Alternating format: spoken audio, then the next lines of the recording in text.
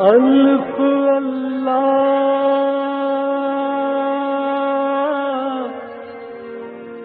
چمبے دی بوٹی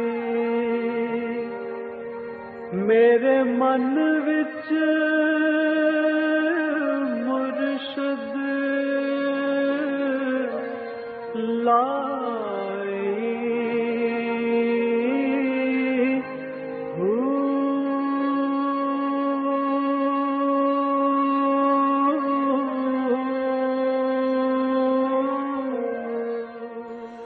بسم اللہ الرحمن الرحیم۔ السلام علیکم، پروگرام المرشد اور میں ہوں منور عتیق۔ ناظرین محترم، میرے ساتھ موجود ہیں ہمارے بہت ہی محترم حضرت امیر محمد اکرم اعوان صاحب۔ آپ سلسلہ نقشبندیہ اویسیہ کے شیخ ہیں، مترجم قرآن ہیں، مفکر قرآن ہیں۔ بہت سارے حوالے ہیں آپ کے تعارف کے، اور آپ بالخصوص جب میں شاعری کی بات کرتا ہوں تو پھر بہت سارے مجھے SMS اور بہت سارے ای میلز آتی ہیں کہ اس پروگرام میں حضرت صاحب کی کوئی نہ کوئی نعت ضرور شامل کیا کیجیے۔ حضرت صاحب بہت شکریہ، آپ نے ہمیں وقت دیا، اور بہت ساری SMS اور ہمیں ای میلز آتی ہیں۔ ہم نے ایک پروگرام میں آپ سے ریکویسٹ کی تھی نعت کے حوالے سے، تو میں چاہوں گا کہ آج بھی اگر آپ ہمیں کوئی اپنی نعت سنا دیجیے تو۔ الحمدللہ رب العالمین، والصلاة والسلام علی حبیبہ محمد وآلہ وصحبہ اجمعین۔ اعوذ باللہ من الشیطان الرجیم، بسم اللہ الرحمن الرحیم۔ نعت ایک ایسا موضوع ہے جسے نبھانا بہت مشکل ہے۔ نعت کا لفظی ترجمہ یا مراد ہے نبی صلی اللہ علیہ وآلہ وسلم کے اوصاف و کمالات کا ذکر۔ بے شک۔ لیکن جب شاعر نعت لکھتا ہے تو دیکھا یہ گیا ہے کہ وہ حضور کے کمالات کو تھوڑا وقت دیتا ہے اور اپنی ضروریات کو زیادہ اس میں داخل کر دیتا ہے۔ صحیح، بالکل صحیح۔ میرا یہ ہو جائے، میرا وہ ہو جائے، میں جاؤں گا نہ خالی بھر دو میری جھولی، خالی نہ جاؤں گا۔ اب یہ خالی دنیا کی ضروریات زیادہ، خالی نہ جاؤں گا جھولی بھر دو، یہ نعت تو نہیں ہے۔ بے شک۔ نعت تو اس میں صرف وہ جملے ہیں جن میں حضور کی تعریف کی گئی۔ سبحان اللہ، سبحان اللہ۔ باقی جو اپنا ہم کہہ رہے ہیں تو ہر انسان ہمہ وقت محتاج ہے، انسانی ضرورتیں پوری نہیں ہوتی۔ ان کو میری ذاتی رائے میں ان کو کسی اور جگہ اٹھا رکھنا چاہیے۔ صحیح۔ اور جب بات نعت کی ہو تو اس میں ساری تعریف اللہ کے نبی صلی اللہ علیہ وسلم کی ہونی چاہیے۔ سبحان اللہ، سبحان اللہ۔ تو یہ ایک کوشش کی ہے میں نے، یہ کچھ اور طرح سے نعت ہے۔ ماشاءاللہ۔ یہ ایک نقشہ بناتی ہے کہ اگر بارگاہ رسالت میں کوئی لمحہ حاضری کا نصیب ہو جائے سبحان اللہ، تو کیا ہو۔ تو کیا ہو، کیا بات۔ رات حاضر تھا میں آقا، خواب میں در پر تیرے۔ سبحان اللہ، سبحان اللہ۔ رات حاضر تھا میں آقا، خواب میں در پر تیرے، نور کی بارش برستی ہے ابھی دل پر میرے۔ واہ، یہ اس حوالے سے نعت ہو گئی نا۔ کیا بات ہے، کیا بات ہے کہ ابھی تک اس کا اثر ہے، اس حوالے سے مدد ہو بالکل گئی نا جی۔ بالکل رات حاضر تھا میں آقا، خواب میں در پر تیرے، نور کی بارش برستی ہے ابھی دل پر میرے، سبحان اللہ۔ پھول جیسے کھل رہے ہوں راہ گزاروں پر کبھی، کیا بات، اس قسم کا کیف طاری ہے میرے دل پر ابھی۔ دل پر ابھی، سبحان اللہ، سبحان پھول اللہ۔ جیسے کھل رہے ہوں راہ گزاروں پر کبھی، اس قسم کا کیف طاری ہے میرے دل پر ابھی، یا کوئی ندی ہو جیسے کوہساروں میں رواں۔ واہ واہ، کیا بات۔ یا کوئی ندی ہو جیسے کوہساروں میں رواں، گنگنا کے کر رہی ہو عظمت باری بیاں۔ کیا بات، کیا بات، سبحان اللہ۔ یا کوئی چشمہ ہو جیسے دامن کوہسار میں، کوثر میں، یا کوئی چشمہ ہو جیسے دامن کوثر میں، نور کی کرنیں ہوں جیسے ابر لولو بار میں۔ سبحان اللہ، سبحان اللہ۔ نور کی کرنیں ہوں جیسے ابر لولو بار میں، یا کوئی ہرنی ہو سبزہ زار پر پھرتی ہوئی۔ واہ واہ۔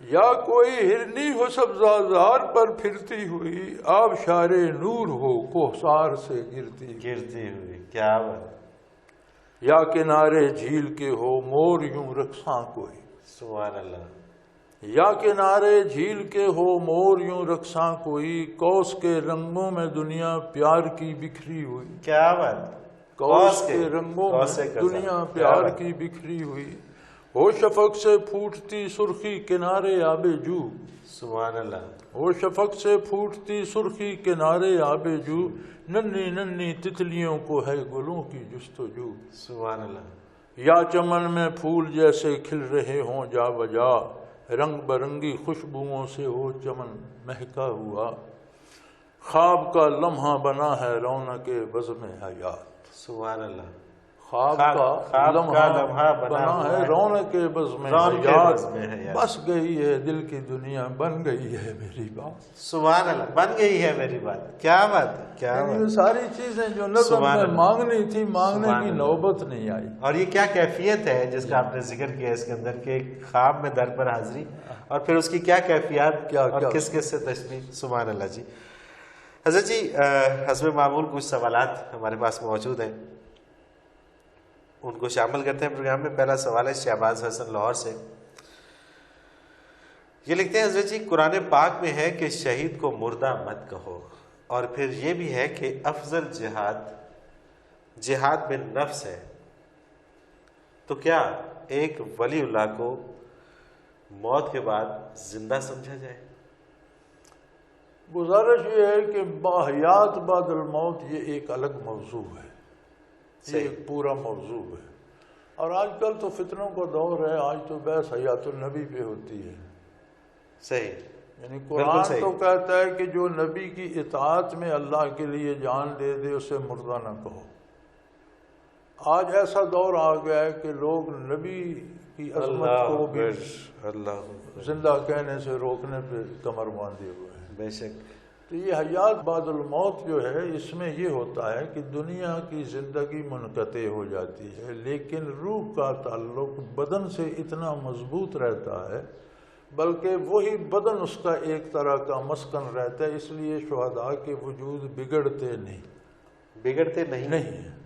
یعنی اس صدی میں 14ویں صدی میں بعض صحابہ کے وجود آئے مبارک نکالے گئے اور وہ تر و تازہ تھے، سبحان اللہ، سبحان اللہ، بلکہ ترکی میں جو وجود آئے مبارک 2 صحابہ کے نکالے گئے تھے، تو ایک جرمن ڈاکٹر جو بہت بڑا سائنٹسٹ تھا اور آنکھوں کا بہت بڑا ماہر تھا، تو ایک صحابی کی آنکھیں کھلی تھیں، وہ اس لیے مسلمان ہو گیا کہ اس نے کہا کہ میں پورے وثوق سے کہہ سکتا ہوں کہ یہ آنکھ زندہ شخص کی۔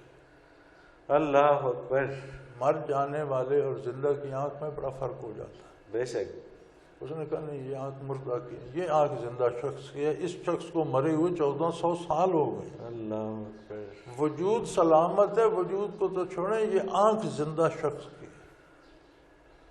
تو یہ اس لیے ہوتا ہے کہ روح اگرچہ برزخ میں چلی جاتی ہے، لیکن بدن کے ساتھ اس کا ربط اتنا مضبوط ہوتا ہے کہ وہ بدن ڈسمنٹل نہیں ہوتا، بگڑتا نہیں۔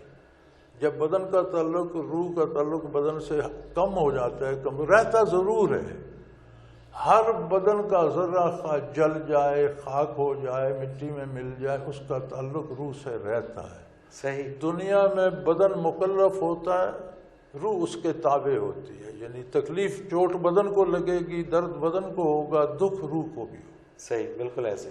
برزخ میں مکلف بذات روح ہوتی ہے، عذاب ہو یا ثواب ہو روح کو ہوتا ہے، لیکن اثر بدن کے ہر ذرے تک پہنچتا ہے، خواہ وہ جل کر خاک ہو گیا۔ صحیح، مادے کی کسی نہ کسی شکل میں تو رہتا ہے، جل جائے، درندہ کھا جائے، دفن کر دیں، آگ میں جلا دیں، کہیں نہ کہیں تو اس کا وجود کوئی ہے، شکل تو مادے کی کسی شکل میں تو ہے، ہر ذرے کا تعلق رہتا ہے، اور مکلف بذات روح ہوتی ہے، بالطبع اس کی وساطت سے ثواب یا عذاب بدن کو پہنچتا رہتا ہے۔ میدان حشر میں دونوں برابر ہو جائیں گے، مکلف بذات بدن بھی ہوگا، روح بھی ہوگی، عذاب ثواب دونوں کو برابر ہوگا۔ اب یہ جو سوال ہے اس کا تعلق اس چیز سے ہے کہ جو شہید ہوتے ہیں، تو ایک لحاظ سے ولی اللہ بھی شہید ہیں جو ساری عمر نفس سے جہاد کرتے ہیں، اب یہ رب جانے ولی اللہ کون ہے، ہمارے پاس کوئی رسید نہیں۔ بالکل صحیح۔ اگر ولی اللہ ہے اگر ہے تو پھر وہ زندہ تو ہے۔ پھر اس کے وجود کا تعلق اس کی روح سے اتنا مضبوط ہوگا کہ اس کا وجود بھی قبر میں سلامت ہوگا، اور اس میں وہ روح کی زندہ کی خصوصیات بھی ہوں۔ جب زندہ ہوگا تو زندگی کی خصوصیات بھی ہوں گی، لیکن وہ ہوں گی جو برزخ میں سنے گا، سمجھے گا، لیکن یہ نہیں کہ اسے دنیا کی بھوک لگ جائے، پانی کی پیاس لگ جائے، گرمی سردی اثر کرے، دنیا سے اس کا تعلق ختم ہو گیا، برزخ میں چلا گیا۔ اور حیات النبی سے بھی یہ مراد ہے کہ حضور دنیا سے جلوہ افروز ہو گئے اور جلوہ برزخ میں جلوہ افروز ہو گئے، دنیا سے پردہ فرما گئے، لیکن برزخ میں بھی وجود اقدس میں وہی حیات ہے، اسی طرح رہا۔ سبحان اللہ۔ اور جب مسئلہ حضور صلی اللہ علیہ وسلم کا آتا ہے تو ایک چھوٹا سا جملہ کہہ دوں سمجھنے کے لیے لوگوں کو آسانی ہوگی کہ اللہ کریم نے جتنی کائنات بنائی ہے اس میں سب سے افضل نبی کریم صلی اللہ علیہ وسلم کو بنایا۔ بے شک بے شک۔ نبی اکیلی روح کو بھی نہیں کہتے، اکیلے جسم کو بھی نہیں کہتے۔ بالکل صحیح۔ جب بات نبوت و رسالت کی آتی ہے تو روح مال جسد دونوں مراد ہوتے ہیں۔ صحیح صحیح۔ اب اگر نبی صلی اللہ علیہ وسلم کی روح اللہ نے قبض فرما لی تو کہیں تو رکھے گا، جنت میں رکھے گا، علیین میں، اعلیٰ ترین مکان میں۔ کیا وہ اعلیٰ ترین مقام وجود نبوی سے اعلیٰ ہوگا؟ اللہ اکبر۔ یعنی روح تمام کائنات میں روحوں سے افضل ہے تو وجود عالی بھی کائنات کی ہر تخلیق سے افضل ہے۔ بالکل اس میں جنت بھی آ جاتی ہے، علیین بھی تخلیق ہے، ان سب سے بھی افضل وجود محمد الرسول اللہ ہے۔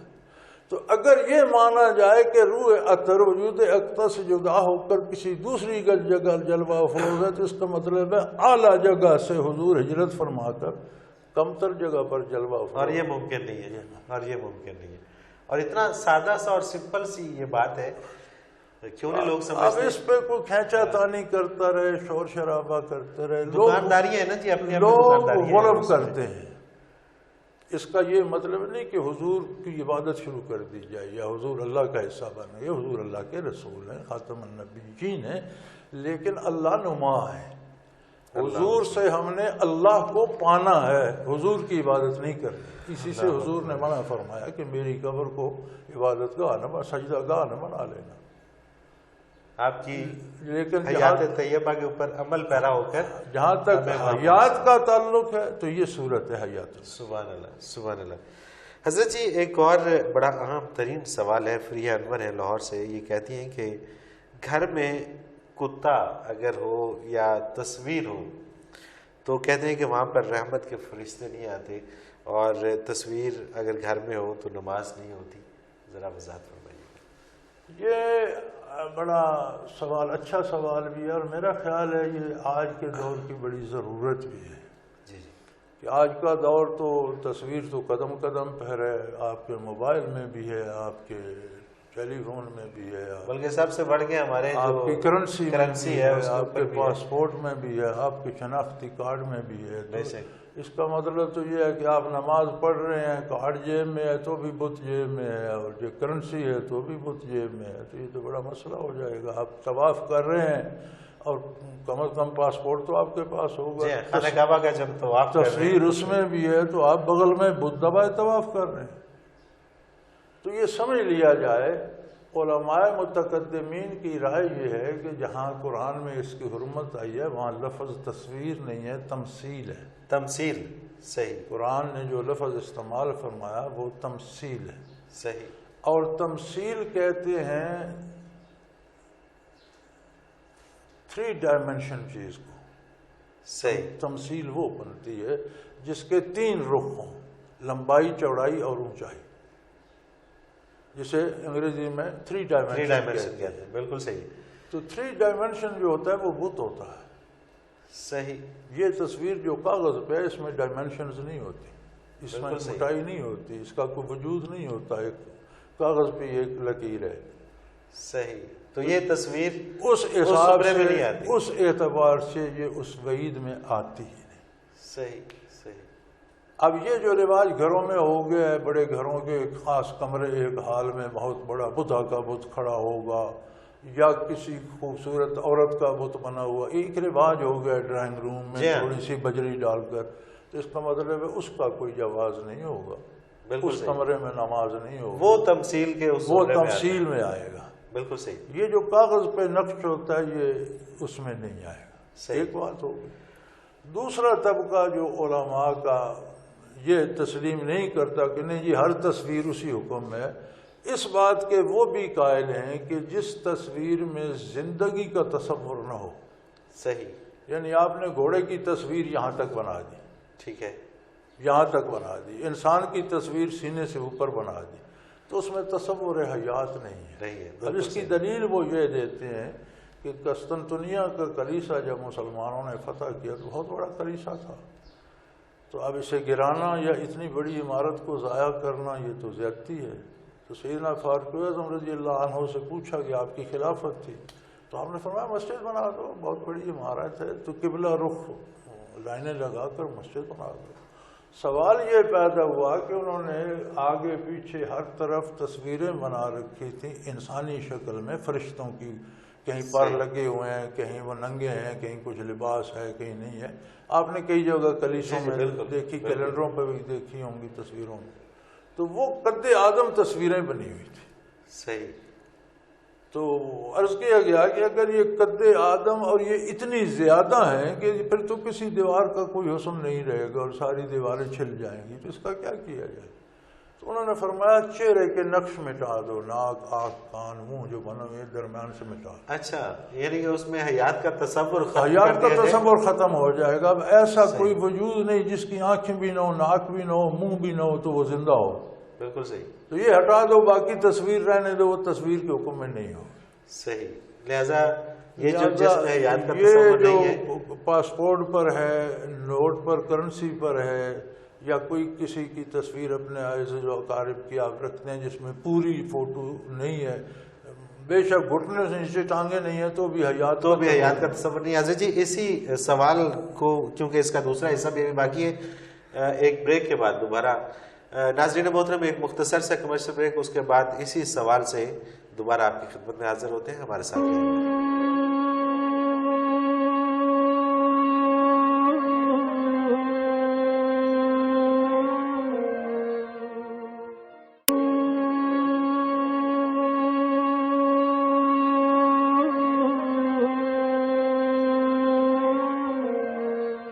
پروگرام میں ایک بار پھر خوش آمدید۔ اور ناظرین وقفے پہ جانے سے پہلے بات کر رہے تھے کہ اگر گھر میں تصویر ہو یا گھر میں کتا ہو تو ایک سوال تھا ہمارے پاس کہ پھر رحمت کے فرشتے نہیں آتے، تو اس کی حضرت صاحب وضاحت فرما رہے تھے۔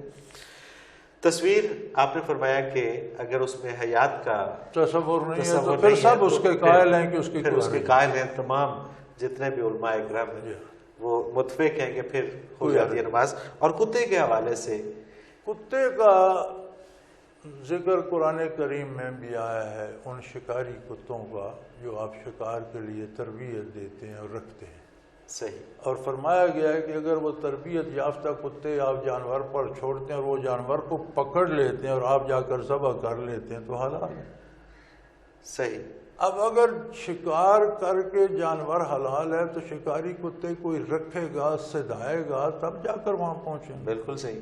اس کا مطلب ہے ان کا ضرورت کے لیے ان کا رکھنا جائز ہے۔ جہاں یہ ضرورت ہے کہ شکار زندگی کی ایک ضرورت ہے، ایک حصہ ہے ہماری غذا کا، بالکل، وہاں شکاری کتے کے رکھنے کا جواز ہو گیا۔ اسی طرح ایک دوسری حدیث مبارک میں ارشاد ہے کہ جہاں چور ڈاکو کا ڈر ہو اور رکھوالی کے لیے کوئی کتا رکھتا ہے تو اس کے مصداق میں نہیں، اس حکم میں نہیں آتا، اس حکم میں نہیں آتا، بالکل صحیح، اس کی اجازت ہے۔ صحیح۔ تو ویسے موج میلے کے لیے کتے رکھنا وہ درست نہیں ہے، صحیح، وہ اس میں آتے ہیں جو نہ شکار کرتے ہیں نہ رکھوالی کرتے ہیں۔ میں شوقیہ لوگوں نے کہ انگریز کتے پالتے ہیں ہم بھی کتے پالیں، کتے اٹھا کر ساتھ تصویریں بنا لیں، یا باہر سے گھر میں آئے تو کتا پاؤں میں لوٹنے لگا اور جاتے ہی اسے بائی بائی کر کے چلے گئے۔ یہ مطلب کتے کو کتا رہنے دیں، کتے کو کتا رہنے دیں، یہ حکم اس پر لاگو ہوتا ہے۔ تو کوئی رکھوالی کے لیے رکھتا ہے جائز ہے، اجازت ہے، شکار کے لیے رکھتا ہے اجازت، شکار کے لیے اگر رکھتا ہے اور وہ شوق نہیں بلکہ ضرورت کے شوق نہیں، ضرورت کے تحت ہو۔ حضرت جی ایک سوال ہے، نصر اللہ ہے لاہور سے، اہل تصوف ایک لفظ مجاہدہ بہت استعمال کرتے ہیں، پھر اسے اضطراری اور اختیاری کا نام بھی دیتے ہیں۔ براہ کرم لفظ مجاہدہ کی وضاحت فرما دیجیے۔ مجاہدہ جد و جہد سے مشتق ہے، اسی سے جہاد مشتق ہے۔ صحیح۔ مجاہدہ کا معنی ہوتا ہے بہت زیادہ محنت کرنا۔ ایک ہوتی ہے نارمل روٹین کی محنت، ہم 5 نمازیں بھی پڑھتے ہیں، فرصت مل جائے تلاوت بھی کر لیتے ہیں، کبھی تسبیح بھی ہاتھ میں، یہ ہمارا ایک روٹین ہے یار مسلمان مرد عورت کی، جسے اللہ توفیق دے۔ یہ امور عادی میں سے ہمارے لیے یہ ہماری روزمرہ کی روٹین بن جاتی ہے، امور عادیہ میں آ جاتی۔ صحیح۔ اس سے بڑھ کر یعنی کو 5 نمازیں بھی پڑھتا ہے، ساتھ تہجد کا اہتمام بھی کرتا ہے، نمازوں کے ساتھ زیادہ نوافل کا اہتمام کرتا ہے، روزانہ تلاوت بھی کرتا ہے اور اس کا ایک مقرر کر لیتا ہے، مجھے پارہ روز پڑھنا ہے، مجھے 3 روز پڑھنے ہیں، مجھے 5 پارے روز پڑھنے ہیں۔ یہ جو وہ زائد محنت کرتا ہے، راتوں کو اٹھ کر ذکر اذکار کرتا ہے، دن کو وقت نکال کر ذکر اذکار کرتا ہے، تو یہ جو اوور ٹائم وہ لگاتا ہے، جسے آپ اس طرح کہہ لیں، وہ مجاہدہ ہے۔ بالکل صحیح۔ اب یہ مجاہدہ تو بندے کی طرف سے، عطا اللہ کی طرف سے، یہ ضروری نہیں کہ اس نے مجاہدہ 10 آنے کا کیا ہے تو اسے مزدوری 10 آنے میں لے، وہ 10 روپے 10,000 دے دے، اس کی مرضی۔ بے شک۔ کیونکہ جو چیزیں ملتی ہیں وہ ثمرات ہوتے ہیں، پھل ہوتا ہے، ثمرات اللہ کی طرف سے۔ ایک درخت پہ 10 بیر لگا اور ایک پہ 10,000 لگا دے، یہ اس کی مرضی۔ اس کی مرضی۔ بیری تو جس پر 10 لگے اس نے بھی اتنی محنت کی، اس کے درخت پہ 10 پھل لگے، دوسرے نے بھی اتنی محنت کی، اس پہ 10,000 لگ گئے، تو یہ پھل لگانا یہ اس کا کام ہے۔ جب کسی کو مجاہدے سے زیادہ انعام مل جاتا ہے تو چونکہ قدرت کا ایک نظام ہے، دنیا عالم اسباب ہے، ہر سبب کے نتیجے میں کچھ پیدا ہوتا ہے۔ یہ دنیا کی اللہ نے نظام ایسا بنایا ہے، بلکہ اللہ خود جو کام کرتا ہے، عیسیٰ علیہ السلام کو بغیر والد کے پیدا فرمایا، بغیر سبب کے نہیں۔ جبرائیل امین کو بھیجا کہ جا کر مائی صاحبہ کو دم کر دے، بھئی کیا ضرورت تھی جبرائیل کے دم کی؟ ضرورت یہ کہ دنیا عالم اسباب ہے، اللہ کریم نے خود بنائی، وہ خود سبب کو ترک نہیں کرنا چاہتا، بے شک، اپنے نظام کو قائم رکھے گا۔ بالکل صحیح۔ تو جب کسی کو وہ عطا کر دیتا ہے کہ اس کا مجاہدہ تو تھا، اسے 10,000 روپے ملتے، اس نے 10 لاکھ دے دیے، اب مجاہدے میں اور عطا میں جب گیپ آ گیا تو یہ تو اتنا ہی کرے گا، کرنے سے رات کو کوئی بیماری آ جائے گی، کوئی مصیبت آ جائے گی، تو وہ مصیبت بھگتے گا اور اس میں بھی اللہ کا شکر ادا کرتا رہے گا، تو اسے مجاہدے اضطراری کہتے ہیں۔ وہ جو اللہ نے اس سے زبردستی کرا لیا کہ یہ اب کمی پوری کرو۔ بالکل صحیح، بالکل صحیح۔ تو یہ عموماً اہل اللہ کے ساتھ یہ رہتا ہے، چونکہ اس کی عطا وسیع ہوتی ہے تو مجاہدے پورے نہیں ہوتے، تو مجاہدہ اضطراری ضرور رہتا ہے۔ صحیح۔ تو یہ چلتا رہتا ہے اس طرح سے۔ ناظرین محترم، اگر آپ بھی اس پروگرام کا حصہ بننا چاہیں تو آپ ہمیں اپنا سوال بھیج سکتے ہیں۔ ہمارا ایک نمبر بار بار اسکرین کے اوپر ابھرتا ہے، آپ اسے نوٹ فرما لیجئے، 0333455021، اور اسی طرح سے آپ ہمیں ای میل کر سکتے ہیں۔ ہمارا ایڈریس ہے، میل ایڈریس ہے، آپ نوٹ کر لیجئے، almurshid313@hotmail.com۔ حضرت جی ایک اور سوال ہے، بیسیکلی یہ ایک شعر کا مطلب جاننا چاہتے ہیں۔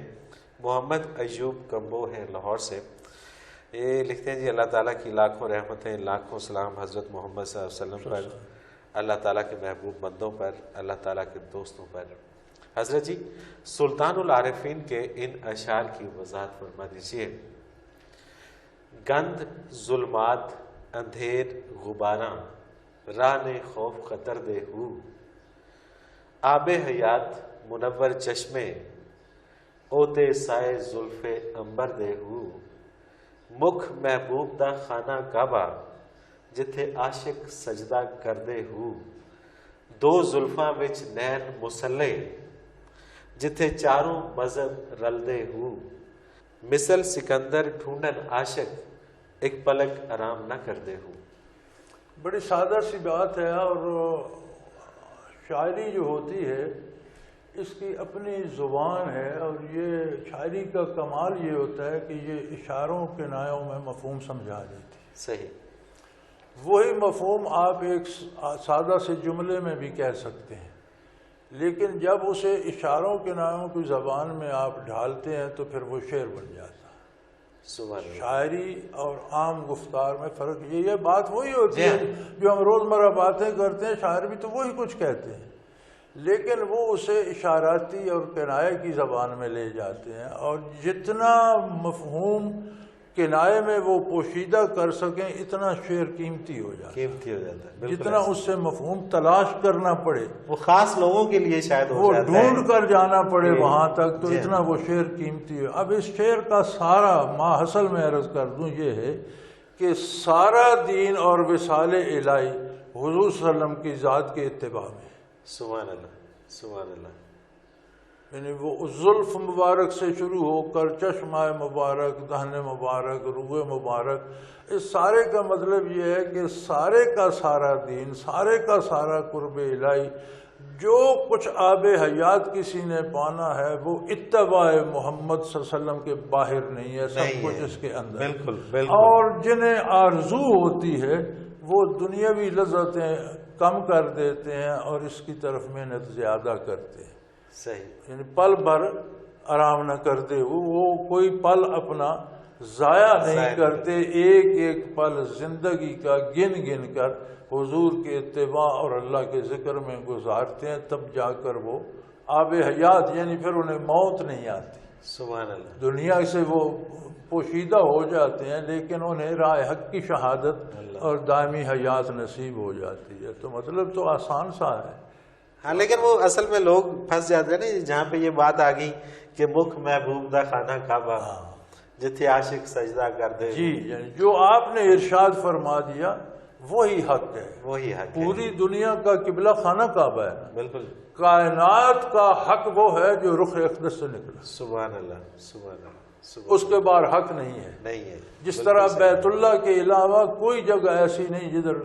سمت کر کے آپ سجدہ کریں، بے شک، اس طرح جو حضور نے ارشاد فرما دیا کوئی دوسرا لفظ جملہ نہیں ہے کہ آپ متبادل کوئی ڈھونڈ لیں، کوئی نہیں ہے۔